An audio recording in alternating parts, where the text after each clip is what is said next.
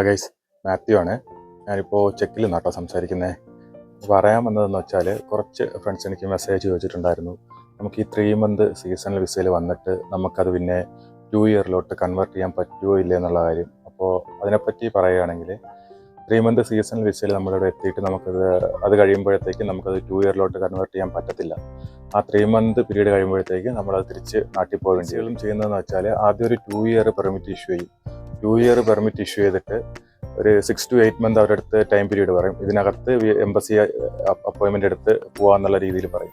അത് കഴിയുമ്പോഴത്തേക്കും അവർ പറയും, ഇപ്പോൾ എംബസി അപ്പോയിൻമെൻറ്റ് കിട്ടുന്നില്ല, ഇപ്പോൾ നിങ്ങൾക്ക് വേണമെങ്കിൽ സീസണൽ വിസയിലോട്ട് കൺവേർട്ട് ചെയ്ത് തരാം, അപ്പോൾ ഇവിടെ എത്തിയിട്ട് അത് 2 ഇയറിലോട്ട് മാറ്റി തരാം എന്നുള്ള രീതിയിൽ അവർ പറയും. പക്ഷേ നിങ്ങൾ ശ്രദ്ധിക്കുക, 3 മന്ത് ഇവിടെ എത്തിക്കഴിഞ്ഞാൽ നമുക്ക് പിന്നെ അത് 2 ഇയറിലോട്ട് മാറ്റാൻ പറ്റത്തില്ല. അത് മിനിസ്ട്രിയുടെ നിന്ന് അപ്രൂവൽ തരത്തില്ല. ആ 3 മന്ത് കഴിയുമ്പോഴത്തേക്കും നിങ്ങൾ നാട്ടിൽ പോകേണ്ടി വരും. അപ്പോൾ നിങ്ങൾ 3-4 ലക്ഷം കൊടുത്തായിരിക്കും ഈ 2 ഇയർ വരാൻ വേണ്ടി നിൽക്കുന്നത്. സീസണൽ വിസയ്ക്ക് വന്നിട്ട് 3 മന്ത് കൊണ്ട് നിങ്ങൾക്ക് ആ പൈസ ഉണ്ടാക്കാൻ പറ്റത്തില്ല.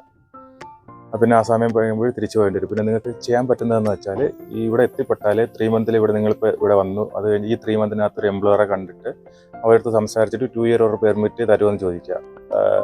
2 ഇയർ പെർമിറ്റ് കിട്ടുമെങ്കിൽ തിരിച്ച് നിങ്ങൾ നാട്ടിൽ പോകേണ്ടി വരും. ഇവിടെ നിന്ന് മാറ്റാൻ പറ്റത്തില്ല. തിരിച്ച് നാട്ടിൽ പോയിട്ട് വീണ്ടും നമ്മൾ എങ്ങനെയാണോ 2 ഇയറിൽ വരുന്നത്, എംബസി അപ്പോയിൻമെൻ്റ് എടുത്ത് അങ്ങനെ നിങ്ങൾക്ക് ഇവിടെ തിരിച്ച് വരാൻ പറ്റത്തുള്ളൂ.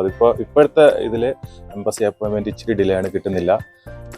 കുറേ ആൾക്കാർ 2 ഇയർ പെർമിറ്റ് വെച്ചിട്ട് നിൽക്കുന്നുണ്ട്, എംബസി അപ്പോയിൻമെൻറ്റിന് വേണ്ടിയിട്ട് ഇപ്പോൾ കിട്ടുന്നില്ല. അപ്പോൾ അതൊന്ന് ശ്രദ്ധിക്കുക.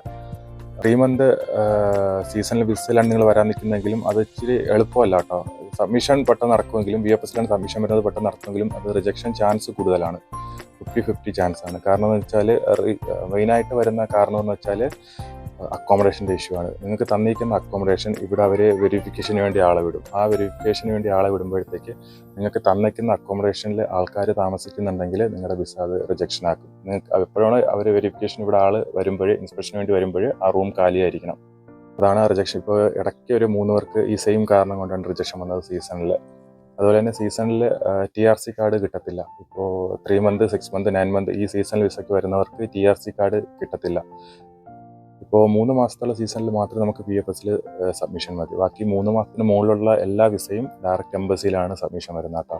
അതുകൂടി ഒന്ന് ശ്രദ്ധിക്കുക. അപ്പോൾ സീസണിൽ വരാൻ നിൽക്കുന്നവർ പ്രോപ്പറായിട്ടൊരു 2 ഇയർ പെർമിറ്റിൽ, ഇപ്പോൾ അപ്പോയിൻമെൻറ്റ് കിട്ടുന്നില്ല എങ്കിലും പറയുകയാണ്, 2 ഇയർ പെർമിറ്റിൽ കറക്റ്റായിട്ടുള്ള വെയിൽ കൂടി വരുന്നതായിരിക്കും ബെറ്റർ എന്ന് പറയുന്നത്.